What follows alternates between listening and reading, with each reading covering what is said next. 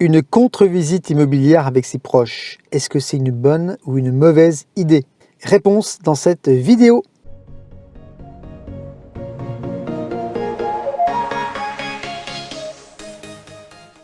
Bonjour à tous, Olivier Pajot, facilitateur immobilier, j'espère que vous allez bien. Bienvenue dans cette vidéo dans laquelle on va parler de contre-visite avec ses proches. Avant ça, je vous invite à vous abonner à ma chaîne en cliquant sur le bouton bas à droite de votre écran et aussi à cliquer sur la clochette de notification pour recevoir mes prochaines vidéos immobilières. La question est de savoir est-ce que c'est finalement une bonne idée ou pas de refaire une contre-visite avec ses proches. Eh bien dans cette vidéo, je vais vous donner 3 raisons pour lesquelles je pense que ce n'est pas une très bonne idée. La raison numéro 1, c'est que contre-visiter un bien va vous faire perdre du temps et potentiellement vous allez prendre un risque de voir le bien vous échapper. Voilà, je tourne cette vidéo aujourd'hui, on est en avril 2021 et on est sur un marché qui est globalement tendu. Donc il faut être aujourd'hui très réactif, il faut se décider rapidement et finalement faire une contre-visite, c'est perdre du temps en quelque sorte et se donner la possibilité de perdre un bien immobilier si entre-temps l'agent immobilier il a reçu d'autres appels, d'autres visites, potentiellement des offres au prix. La raison numéro 2, c'est que vos proches finalement, ils vous aiment. Ils vous aiment, c'est-à-dire que ils vont vouloir vous protéger et qu'est-ce qu'ils vont faire? Ils vont vous projeter leur propre peur, leurs propres craintes. Donc généralement c'est ce qui se passe lors de contre-visite avec des proches. Généralement ils sont les proches focalisés sur les petites choses qui vont pas, sur la fissure qui est là, sur le parquet qui est un peu rayé, sur le secteur qui ne correspond pas complètement. Donc ils vont mettre l'accent sur des critères qui leur sont propres, en tout cas qui vont générer des propres peurs pour eux, alors que pour vous c'est peut-être des critères qui sont tout à fait insignifiants. Visiter avec ses proches, finalement, c'est pas forcément une super idée.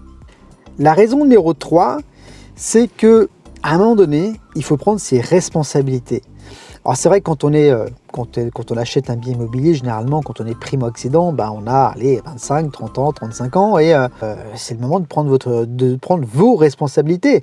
Vous allez payer ce bien avec vos deniers que vous aurez épargnés, que vous aurez durement gagnés.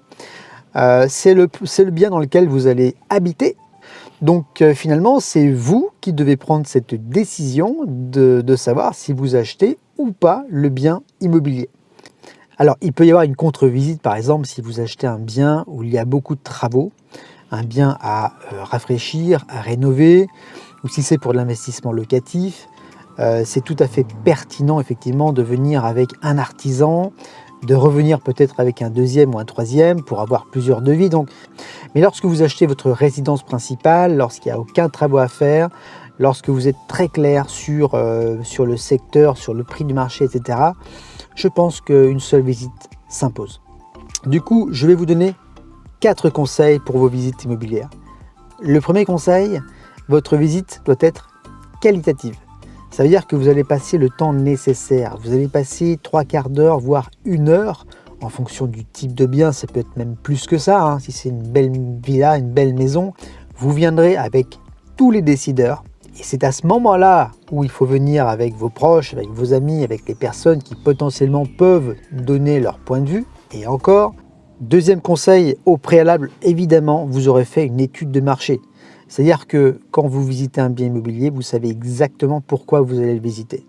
Vous avez validé le secteur, vous êtes certain que le prix est le bon prix, que le prix n'est pas au-dessus du prix du marché, et vous êtes certain que tous les critères sont là. Enfin, en tout cas, la plupart des critères importants sont réunis dans le bien que vous allez visiter.